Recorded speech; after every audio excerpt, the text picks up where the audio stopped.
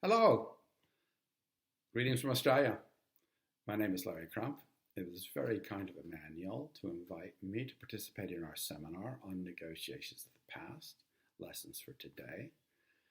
I'm going to be talking about my contribution to our book, and that was focused on linkage analysis. Within that book, I drew on negotiations involving the US-Chile Free Trade Agreement, which was conducted around 2000.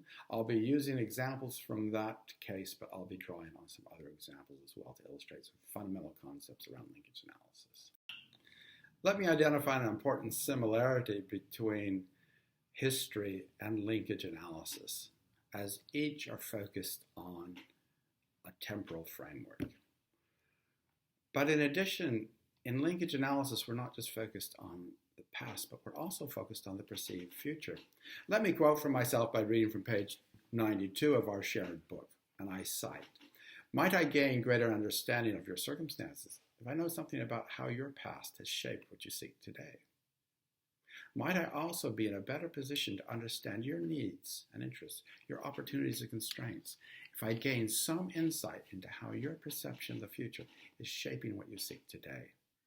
This is fundamental to the concept of negotiation linkage analysis.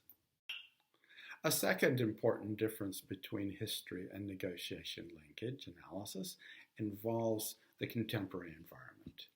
Perhaps the most common example is the negotiation I'm currently involved in and my best alternative to that negotiation. These are two negotiations, or this is a negotiation and an opportunity that are obviously linked concurrently in time.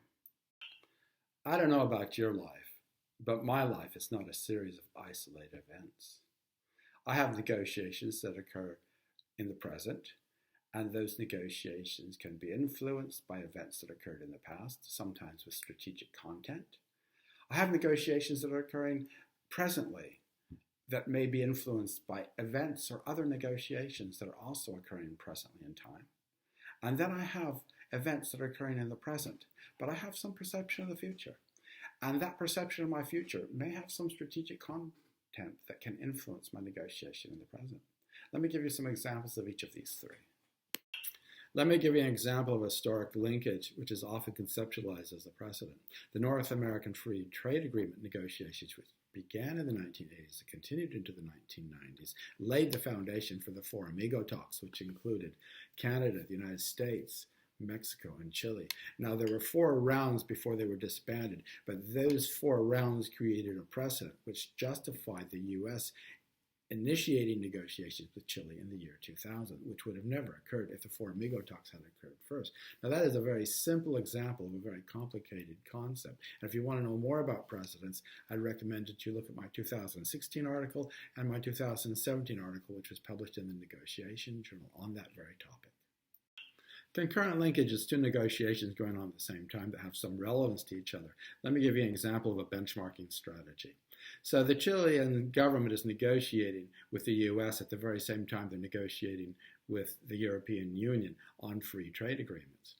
So the European Union chief negotiator says to the Chilean chief negotiator, "Look, our financial service goals are much more in line with your goals than what the US would be presenting to you. Why don't you adopt our proposal, and then you can use that proposal as a benchmark in buffering against what the US might demand." When I was in Santiago, Chile a few months later, I spoke with the financial service negotiators, and they confirmed the fact that the Europeans had used that particular strategy and that they had adopted the European proposal, and through that used that as an argument against adopting unreasonable US financial service proposals. Let me give an example of a perceptual linkage, and this involves Singapore's negotiations on a free trade agreement with the Australians. The Australia-US free trade agreement negotiations had been announced, but they had not yet begun. Singapore is talking to Australia about telecommunications proposals, and Singapore said to the Australians, "Look, agree to our telecommunications issues this year, because next year when you're negotiating with the Americans, they'll give you a bloody nose on this issue. Why don't you agree with us today?" Now, that's an example of how the Singaporeans are using the Australians' perception of the future to try to gain advantage today. Well, I'm running out of time, but if you want to know more about negotiation linkage analysis, then I'd recommend you look at Table 2 on page 99. There you will be introduced to the use of role theory for explaining concurrent linkages and the use of temporal theory for explaining consecutive linkages. You'll also be introduced to issue linkage, free riding, outcome bundling, benchmarking strategy, and precedents as a strategy. That's a good place to start. Finally, if you want to know a lot more about negotiation linkage analysis, I'd recommend you take a look at my references on page 100. I've spent 15 years now studying this topic, and there's still a lot more to learn. Thanks so much. It's been a pleasure talking to all of you.